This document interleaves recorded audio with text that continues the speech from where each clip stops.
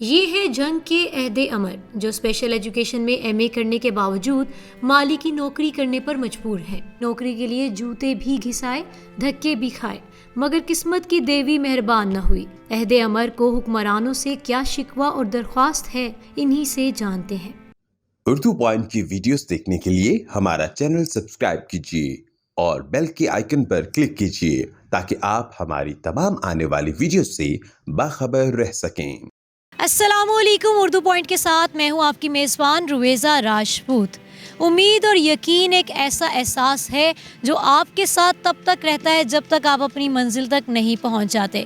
اسی طرح آج میں آپ کی ملاقات ایک ایسے شخص سے کروانے جا رہی ہوں جنہوں نے اچھی اعلیٰ تعلیم بھی حاصل کر لی، ایک جگہ سے دوسری جگہ ہجرت بھی کر لی، لیکن ابھی تک کوئی اچھی نوکری نہ مل سکی، لیکن پھر بھی اللہ پر یقین رکھتے ہوئے اور امید کے ساتھ آج بھی وہ ایک چھوٹا موٹا کام کر رہے ہیں۔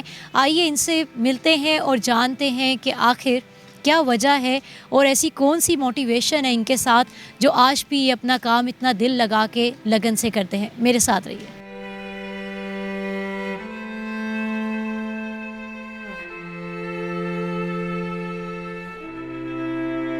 جب میں نے میٹرک کیا تھا تو اس وقت سے میں نے پڑھانا شروع کیا ہے۔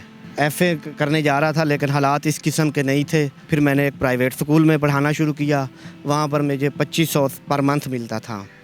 3 سال پڑھایا، لیکن جب میرا چھوٹا بھائی بڑا ہو گیا تو پھر میں بھی گھر سے نکلا کہ کچھ بن سکوں، آگے پڑھ سکوں اور گھر والوں کو سپورٹ کر سکوں۔ کتنے لوگ ہیں آپ کے گھر میں؟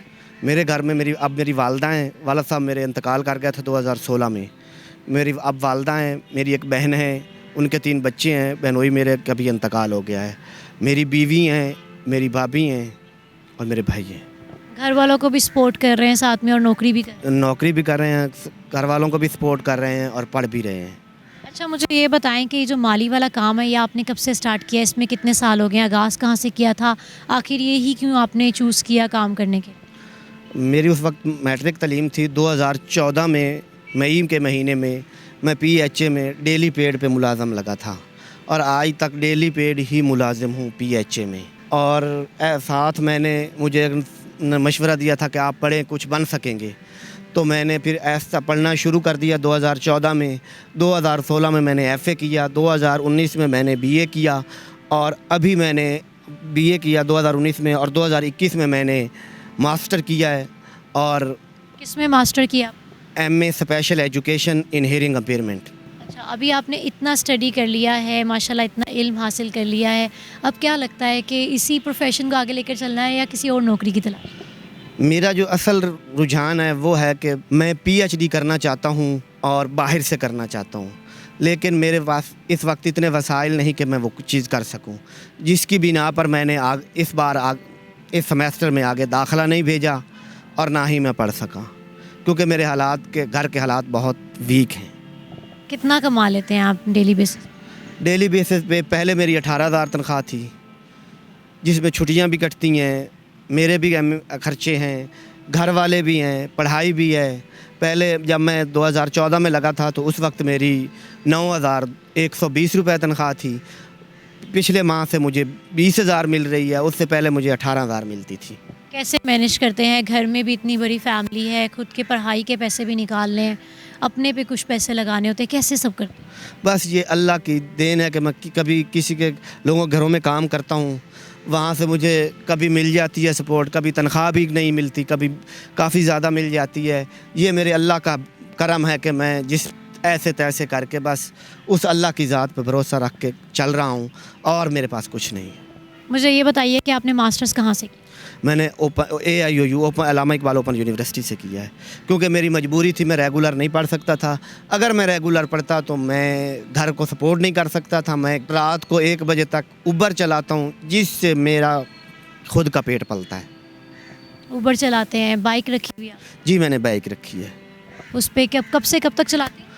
میں رات کو 5 بجے نکلتا ہوں اور رات 1 سے 1:30 2 بج جاتے ہیں واپس آتے ہوئے۔ اچھا، مجھے بتائیں کہ گاؤں میں آپ نے ایک اسکول میں پڑھا رہے تھے، ایک ٹیچر جو کہیں پڑھا رہا ہو وہ پھر شہر آ جاتا ہے اور پھر ایک مالی کی نوکری سٹارٹ کر دیتا ہے، تو یہ سفر، اس کا سفر مجھے بتائیں کہ یہ کیسے اتنی بڑی تبدیلی آئی کہ ایک ٹیچر تو پھر سوچے گا نا کہ میں وہاں جا کے بھی ٹیوشن ہی پڑھاتا رہا ہوں، میں یہی کام جاری رکھوں۔ میم وہاں پر مجھے لوگ جانتے تھے، 2-4 محلے دار، 10-12، یہاں مجھے کوئی میرے واقف ہی نہیں تھا جب میں لاہور آیا تھا۔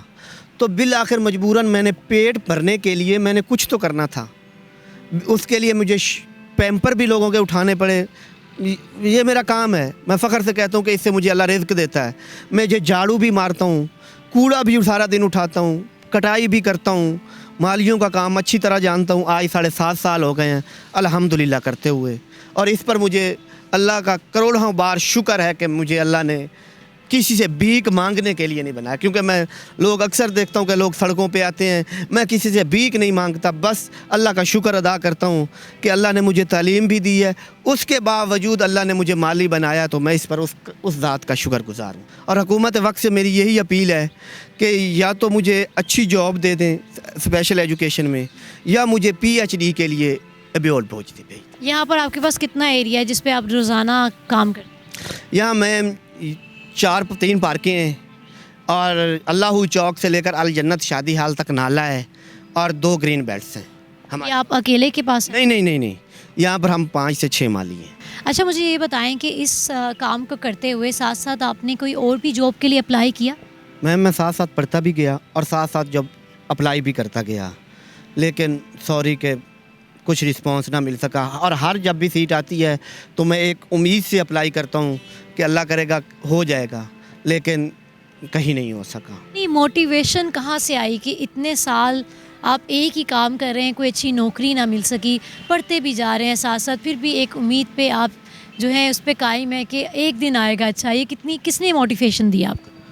میم اللہ تعالیٰ فرماتا ہے کہ میرے سے نا امید مت ہو، اور مایوسی گناہ ہے۔